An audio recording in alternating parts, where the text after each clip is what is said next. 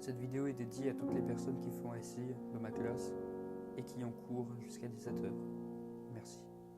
Bonjour à tous et à toutes et bienvenue dans cette nouvelle critique de l'inconnu sur le film Poltergeist, le remake de 2015.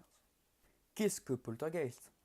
Poltergeist est un film réalisé par Jill Kennan qui a réalisé quand même Monster House, qui est l'un de mes dessins animés d'horreur préférés avec l'étrange pouvoir de Norman, et l'un des épisodes de la série Scream, qui est vraiment à chier par rapport au film de Wes Craven. Alors, Poltergeist, qu'est-ce que ça raconte?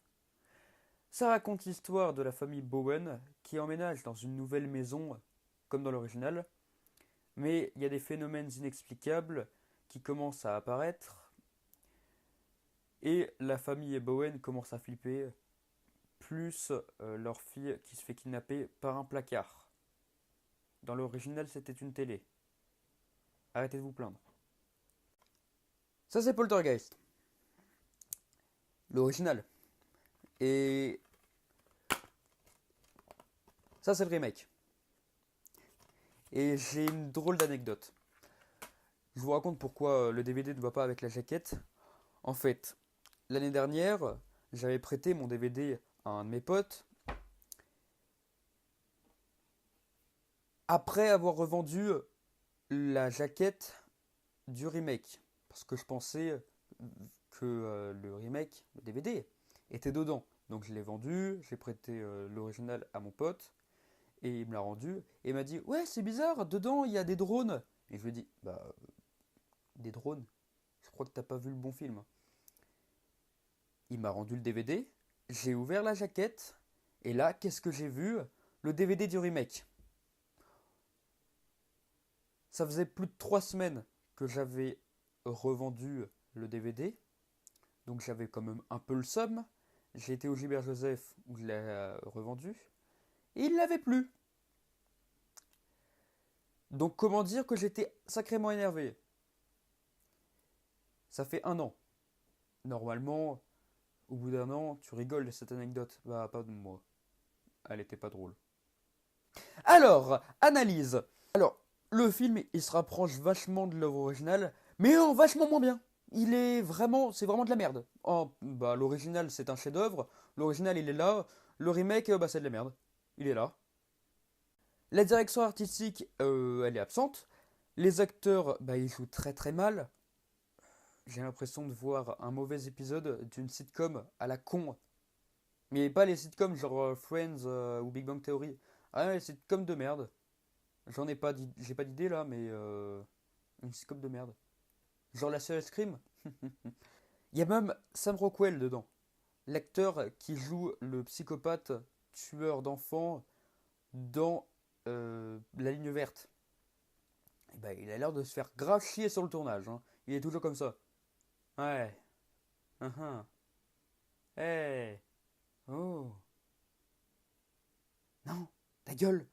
Tu joues vachement mieux dans La Ligne Verte. La Ligne Verte est vachement mieux que ce film. Après, les effets spéciaux, ils sont pas mal. C'est l'un des seuls points positifs que je peux retenir au film. C'est les effets spéciaux. Mais l'un des plus gros problèmes avec le film, c'est que le film essaye d'adapter un chef-d'œuvre du cinéma d'horreur, Poltergeist, mais pour en faire un film tout public. Parce que, par exemple, Poltergeist, là il y a marqué interdit moins de 16 ans, le DVD il y a marqué tout public. Il y a un petit problème vraiment. Parce que tu peux pas adapter un film qui est interdit moins de 16 ans en film tout public. C'est comme si tu passes de Massacre à la tronçonneuse, tu en fais un remake qui est tout public, bah tout ce qui fait le film, bah tu le supprimes. Parce que ce n'est pas tout public. Tout public! Pourquoi vous avez voulu faire ça? Pourquoi? Je vois pas l'intérêt. Ça n'a aucun sens. Pourquoi avoir mis de l'humour dans un film d'horreur? Il y a des films d'horreur qui arrivent à bien mettre de l'humour. Mais les acteurs jouent bien. Genre Scream, il y a de l'humour, mais c'est bien, c'est cohérent par rapport au film. Là, non. Par contre, dans l'original, les acteurs jouent vachement mieux aussi. Et il y a peu d'humour. C'est pour ça peut-être que le remake est nul et qu'il s'est ramassé quand même des notes de merde sur les sites de critiques.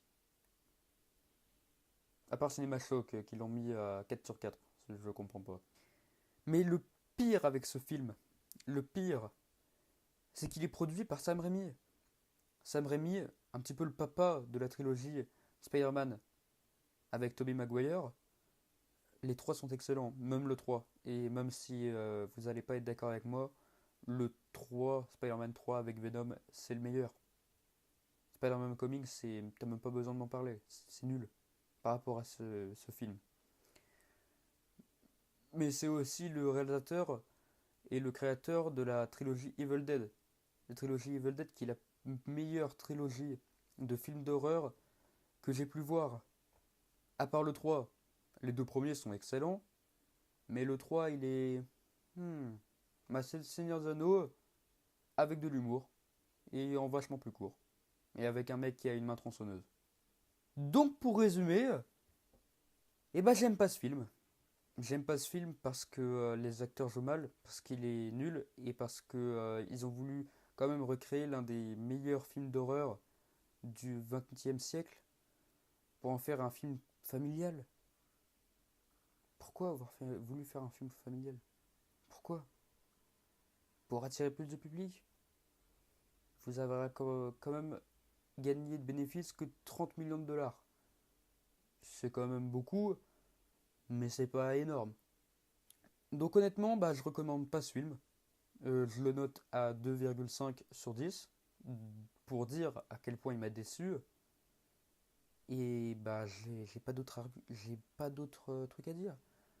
À ceci près que je voulais choisir pour la semaine prochaine la prochaine critique de l'inconnu sur soit Small Soldiers de Joe Dent, soit Not Another Teen Movie, qui au final n'est pas un si mauvais teen movie que ça. Je l'ai mal jugé. My bad. Donc, vous pouvez vous abonner, laisser un pouce bleu, et je vous retrouve la semaine prochaine. Salut, salut!